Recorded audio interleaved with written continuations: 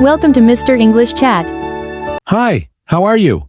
I'm good, thanks. How about you? I'm fine too. What's your name? My name is Sarah, and you? I'm Ali. Nice to meet you, Sarah. Nice to meet you too, Ali. Where are you from? I'm from Lahore. What about you?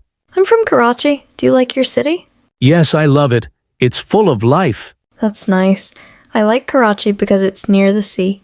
Wow, I've never been there. Maybe I'll visit one day. You should. The food and beaches are amazing. I'll definitely go then. So what do you do? I'm a student. I study English. Oh, that's great. Your English is really good. Thank you. I practice every day. That's the secret. Practice makes perfect. Exactly. So, Sarah, what do you like to do in your free time? I like reading books and watching movies. What about you?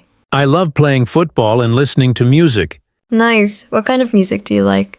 Mostly pop music. And you? I like soft songs, especially in English. Nice. Talking with you is fun, Ali.